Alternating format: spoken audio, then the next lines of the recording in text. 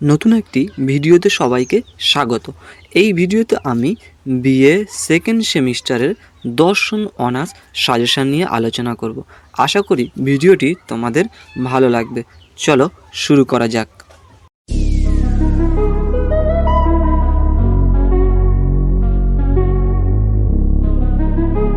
তোমরা জানো দর্শন অনার্সের সেকেন্ড সেমিস্টারের দুটি পেপার আছে। একটি হলো ভারতীয় দর্শন আর একটি হলো পাশ্চাত্য দর্শন। আমরা এখন ভারতীয় দর্শনের গুরুত্বপূর্ণ প্রশ্নগুলি নিয়ে আলোচনা করব। প্রথমে মীমাংসা দর্শন থেকে যে গুরুত্বপূর্ণ প্রশ্নগুলি আসতে পারে সেগুলির কথা বলা যাক। তোমাদের এই বছর মীমাংসা দর্শন থেকে 15 নম্বরের অর্থাপত্তি এবং অনুপলব্ধি থেকে অবশ্যই যে কোনো একটি প্রশ্ন আসবে বলে আশা করা যায়। অর্থাপত্তি থেকে যে প্রশ্নটি আসতে পারে সেটি হলো, অর্থাপত্তি কাকে বলে? মীমাংসকরা কত রকমের অর্থাপত্তি প্রমাণ স্বীকার করেন? তারা কোন যুক্তিতে অর্থাপত্তিকে একটি পৃথক প্রমাণ হিসাবে স্বীকার করেন? অনুপলব্ধি থেকে যে প্রশ্নটি আসতে পারে সেটি হলো, ভাট্ট মীমাংসক মত অনুসারে প্রতিযোগীর অভাবের জ্ঞান কোন প্রমাণের দ্বারা উৎপন্ন হয়? এই প্রমাণ স্বীকারের অনুকূলে ভাট্ট মীমাংসকের যুক্তি কী? নৈয়ায়িকগণ কীভাবে ভাট্ট মত খণ্ডন করেন আলোচনা করো।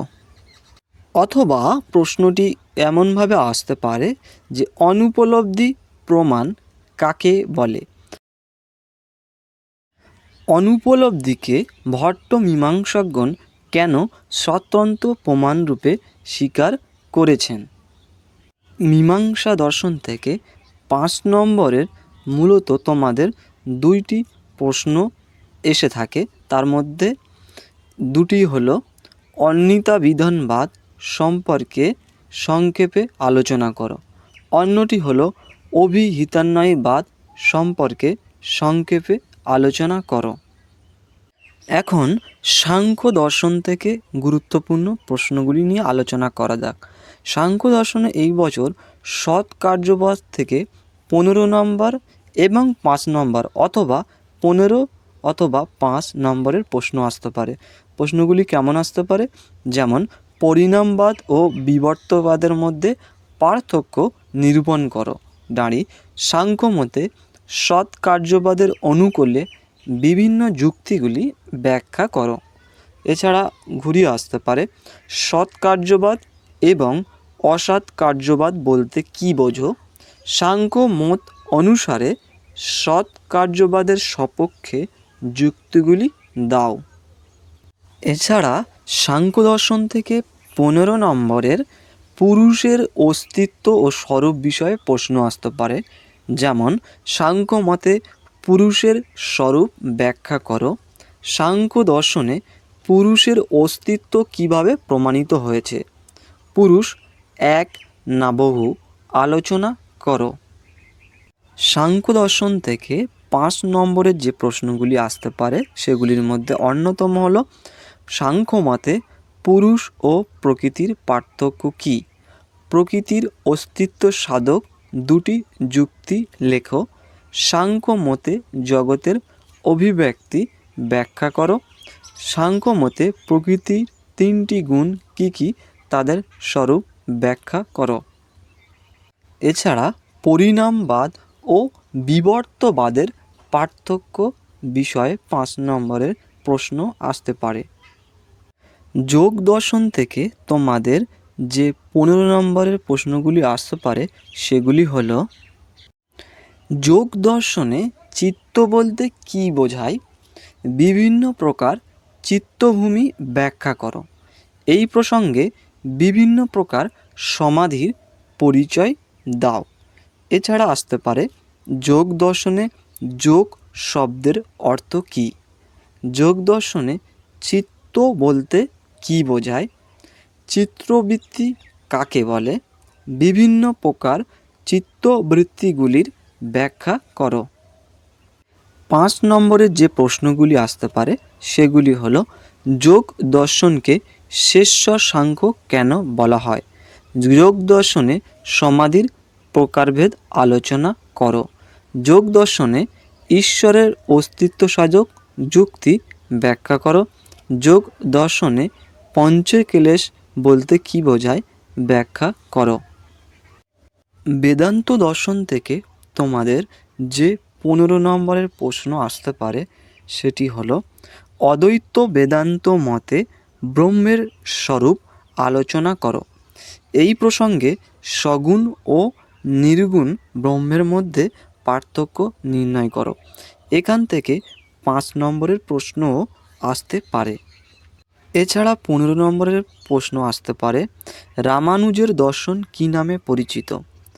জীব ও জগতের সঙ্গে ব্রহ্মের বিষয়ে রামানুজের মত আলোচনা করো।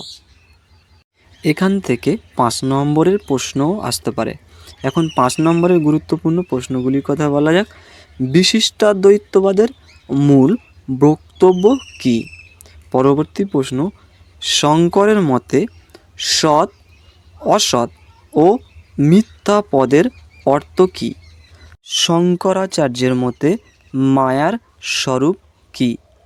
পরবর্তী প্রশ্ন, জীব ব্রহ্মভিন্ন অপর কিছু নয়, এই কথাটি সংক্ষেপে ব্যাখ্যা করো। যারা এখনও পর্যন্ত চ্যানেলটি সাবস্ক্রাইব করোনি, চ্যানেলটি তাড়াতাড়ি সাবস্ক্রাইব করে দাও এবং পাশে থাকা বেল আইকনটি প্রেস করে দাও যাতে নোটিফিকেশান সবার আগে তুমি পেয়ে যাও। এখন জন লক থেকে গুরুত্বপূর্ণ প্রশ্নগুলি নিয়ে আলোচনা করা যাক। জন লক থেকে তোমাদের 2টি 5 নম্বরের প্রশ্ন পড়ে থাকে। চলো আলোচনা করা যাক। লকের মতে দ্রব্যের স্বরূপ কী? লকের প্রতিরূপী বস্তুবাদ সংক্ষেপে ব্যাখ্যা করো। লক কিভাবে মুখ্য গুণ ও গৌণ গুণের মধ্যে পার্থক্য করেছেন? পরবর্তী প্রশ্ন, লকের মতে জ্ঞানের শ্রেণীবিভাগ। এখান থেকে 15 নম্বরের প্রশ্ন আসতে পারে। এই প্রশ্নটি খুব গুরুত্বপূর্ণ। বাকলে থেকে গুরুত্বপূর্ণ প্রশ্নগুলি আলোচনা করা যাক। বাকলের মতে আত্মগত ভাববাদ কী? বাকলে কি অহং সর্বস্ববাদের দোষে দুষ্ট? মুখ্য গুণ ও গৌণ গুণের পার্থক্যের বিরুদ্ধে বাকলের আপত্তিগুলি আলোচনা করো। বাকলে প্রদত্ত বিমূর্ত সামান্য ধারণা খণ্ডনের যে কোনো একটি যুক্তি উল্লেখ করো। অস্তিত্ব প্রত্যক্ষ নির্ভর, এই উক্তির দ্বারা বাকলে কি বুঝিয়েছেন? অস্তিত্ব প্রত্যক্ষ নির্ভর, বাকলের এই উক্তিটি ব্যাখ্যা করো। বাকলে থেকে তোমাদের মূলত 2টি প্রশ্ন আসবে 5 নম্বরের। হিউম থেকেও তোমাদের 2টি প্রশ্ন আসবে। প্রথম প্রশ্ন আসতে পারে, হিউমের মতে ধারণার সম্বন্ধ বিষয়ক বচন ও বাস্তব বিষয়ক বচনের মধ্যে পার্থক্য কী? পরবর্তী প্রশ্ন, হিউম কিভাবে পূর্বগামী ও অনুগামী সংশয়বাদের মধ্যে পার্থক্য করেন? পরবর্তী প্রশ্ন, হিউম কিভাবে মূর্ধন ও ধারণার মধ্যে পার্থক্য করেন? লকের মতে ট্যাবুলার আশা কথার অর্থ কী? কোন প্রসঙ্গে তিনি এই কথাটি ব্যবহার করেন? পরবর্তী প্রশ্ন, কান্ট থেকে। কান্ট থেকেও তোমাদের সচরাচর 2টি প্রশ্ন এসে থাকে। প্রথম প্রশ্ন, কান্টের মতে পূর্বতঃসিদ্ধ জ্ঞানের বৈশিষ্ট্যগুলি কী কী? ব্যাখ্যা করো। কান্টকে অনুসরণ করে পূর্বতঃসিদ্ধ ও পরতঃসাধ্য বাক্যের পার্থক্য ব্যাখ্যা করো। কান্ট বুদ্ধির পূর্বতঃসিদ্ধ আকার বলতে কী বুঝিয়েছেন? কান্ট কিভাবে অনুভব ও সামান্য ধারণার মধ্যে পার্থক্য করেন?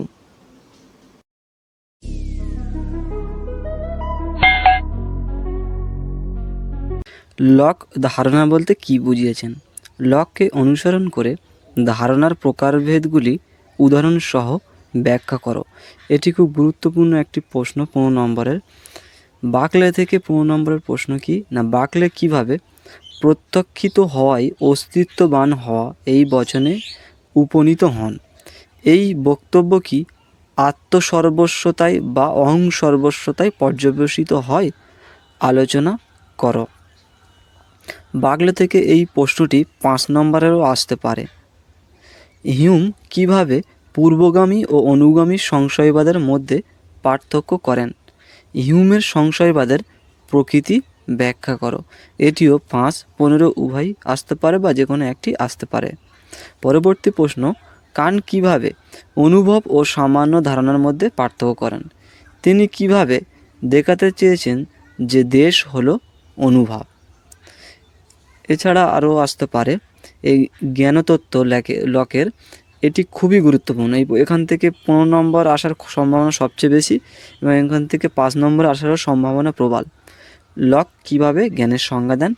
তিনি কিভাবে স্বজ্ঞামূলক জ্ঞান, প্রমাণমূলক জ্ঞান এবং সংবেদনমূলক জ্ঞানের মধ্যে পার্থক্য করেছেন? স্বজ্ঞামূলক জ্ঞান সম্বন্ধে লকের বক্তব্য তার সাধারণ অভিজ্ঞতাবাদী মতের সঙ্গে সঙ্গতিপূর্ণ কিনা সংক্ষেপে লেখো। বিমূর্ত ধারণা কাকে বলে? বাগলে থেকে এই 15 নম্বরের প্রশ্নটি সবচেয়ে গুরুত্বপূর্ণ।